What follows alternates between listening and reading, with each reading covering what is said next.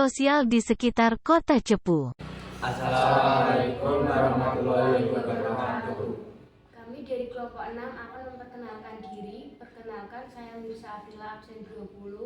Saya Azza Aurelia Agustina absen 5. Saya Jenny Melana Pujiana absen 17. Saya Raffi Zinawan absen 27. Saya Tari Sakir Ripati absen 14. Saya Muhammad Jabul Aziz absen 21. Assalamualaikum warahmatullahi wabarakatuh. Saya Raffi Zinawan dari SMA N1 Cepu. Di sini saya akan mewawancarai Bapak Indro Nur Cahyo, Bapak Indro Nur Cahyo, umur berapa? 44 tahun, Alamat? Cepu Kidul, RT 2RW7. Pak, mari pertanyaan yang pertama, Pak. Bagaimana perubahan sosial telah mempengaruhi kelestarian adat dan tradisi di masyarakat Cepu, terutama di kampung Cepu Kidul? Bahasa-bahasa mendadak gini tidak apa-apa ya, jawabannya nggak terlalu formal ataupun apa. Biasanya untuk organisasi dan globalisasi dalam era sekarang itu sangat beda jauh dengan masyarakat yang dulu, apalagi dengan generasi Z sekarang ini kan. Untuk pelestarian budaya ataupun pengenalan budaya itu sangat jauh beda. Dulu sering adanya pengenalan mulai dari anak yang masih kecil, kita kenalkan budaya. Sekarang harus melalui festival, sangat beda jauh. Cuma intinya dalam norma kehidupan bermasyarakat minimal tetap ditanamkan terhadap anak-anak kita. Jadi harus diajarkan sejak dini. Betul. Kita lanjut ke pertanyaan berikutnya. Apa peran masyarakat dalam menjaga dan melestarikan warisan budaya dan tradisi lokal? Dalam hal melestarikan budaya, masyarakat saat ini mempunyai peran yang penting ya Mbak, ya, di posisinya dalam melestarikan budaya, minimal pengenalan budaya yang ada di masyarakat sekitar. Misalnya kita harus sering mempromosikan atau mungkin mengadakan satu festival budaya biar pengenalan itu lebih cepat diterima oleh masyarakat lebih paham atau mungkin lebih tahu tentang apa yang ada atau potensi yang ada di masyarakat itu sendiri. Selanjutnya, apa dampak globalisasi terhadap keragaman budaya dan multikulturalisme di masyarakat sekitar, terutama di Cepu Kidul?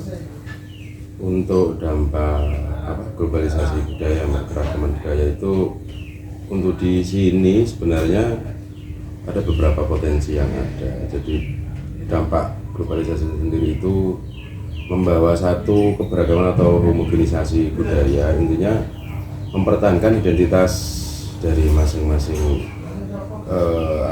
potensi yang dimiliki masyarakat sini. Jadi pengaruhnya sangat kuat untuk pengenalan ataupun memperkuat identitas masing-masing dari mereka yang punya potensi tentang budaya. Berarti kesimpulannya kita harus tetap memperkuat apresiasi terhadap keragaman budaya di lingkungan kita sendiri. Ya. Lantas bagaimana teknologi dan media massa mempengaruhi cara masyarakat mempertahankan dan memodifikasi tradisi dan adat istiadat?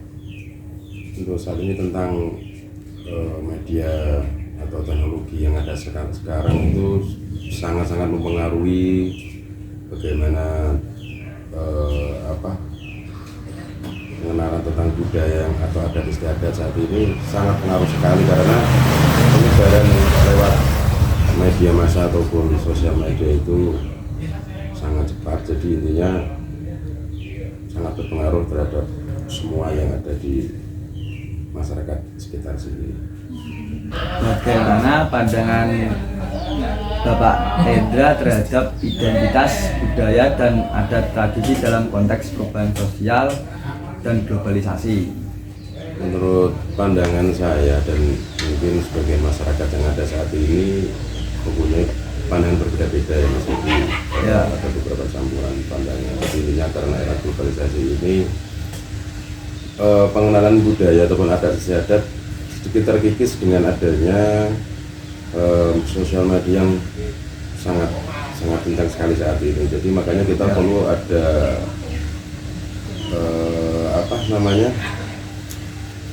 lebih intens lagi untuk mengenalkan budaya atau warisan adat istiadat yang ada dari sejak dulu sampai saat ini.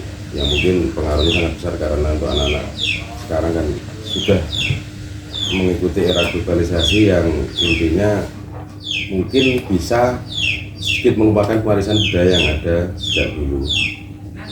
Apakah ada upaya untuk melestarikan dan mempromosi warisan budaya dan tradisi maka di tengah arus perubahan sosial yang cepat? Ya, dalam hal untuk mempromosikan budaya kita saat ini, kita bisa melalui berbagai program, misalnya melalui festival ataupun mempromosikan. Kita bekerja sama dengan pihak lokal, dengan pemerintah di museum atau jalur pendidikan.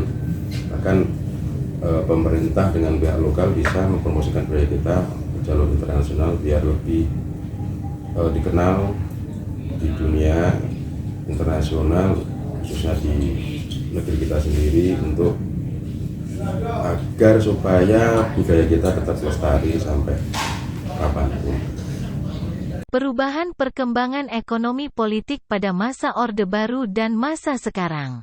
Pertanyaan yang pertama, bagaimana Bapak melihat perbedaan utama antara kondisi ekonomi pada masa Orde Baru dengan masa yang sekarang? Untuk perbedaan perekonomian dari masa Orde Baru ya sampai dengan saat ini sangat-sangat jauh berbeda. Jadi di zaman Orde Baru itu perekonomian hanya berpusat pada industri berat ataupun infrastruktur yang di pusat. Jadi dalam arti dulu dalam perekonomian tidak ada perkembangan sama sekali, hanya terkesan damai dalam ketidakadilan. Dan untuk saat ini bahasanya sangat signifikan sekali perbedaannya. Sekarang perkembangan perekonomian saat ini ada mulai dari jasa ataupun mungkin industri dan lain-lain, itu sangat jauh beda dengan yang dulu. Sekarang sudah bisa berkembang, semua bisa menikmati dan semuanya bisa berperan dalam masing-masing kemampuannya mereka. Jadi tidak terpusat di pusat saja. Jadi sudah merata gitu perkembangan. Ya, sangat-sangat jauh beda. Selanjutnya, apa dampak utama dari terjadinya krisis moneter terhadap masyarakat sekitar, terutama masyarakat segitu? Dampak dari krisis moneter itu sangat banyak lah. Dari mulai karena setiap negara yang mengalami krisis moneter itu berpengaruh sekali terhadap masyarakat. Jadi intinya banyak perusahaan-perusahaan yang tutup, tidak mampu membayar karyawan, dan akan terjadi banyak PHK. Di situ akhirnya menimbulkan terlalu banyak pengangguran. Jadi karena itu juga disebabkan dari waktu moneter itu kan valuta asing dolar terutama itu sangat tinggi, jadi pengaruh sangat besar terhadap masyarakat. Apalagi masyarakat yang di desa ini pengaruhnya sangat besar, dan tinggi apapun kita yang beli, kemampuan masyarakat sangat minim. Berarti kesimpulannya yaitu turunnya nilai tukar rupiah. Dengan menurunnya nilai tukar rupiah ini, seluruh bank di Indonesia mengalami kredit macet yang parah. Sangat parah sekali. Selanjutnya, bagaimana perubahan dalam sistem politik dari masa Orde Baru hingga masa sekarang mempengaruhi partisipasi masyarakat dalam proses politik? Tentang perubahan politik dari Orde Baru itu untuk dibandingkan saat ini sangat jauh sekali. Jadi karena waktu Orde Baru itu proses politiknya terlalu ada pembatasan, yang namanya luber itu tidak ada, langsung bebas saja, semua sudah ditentukan. Jadi masyarakat tidak bisa menyuarakan apa yang sebenarnya menjadi kemauan masyarakat itu sendiri. Dan untuk saat ini perubahan politik yang ada itu, masyarakat lebih bebas menyuarakan apa yang menjadi kemauan ataupun keinginan lewat media sosial. Itu lebih fair, lebih bebas, tidak ada batasan-batasan tertentu.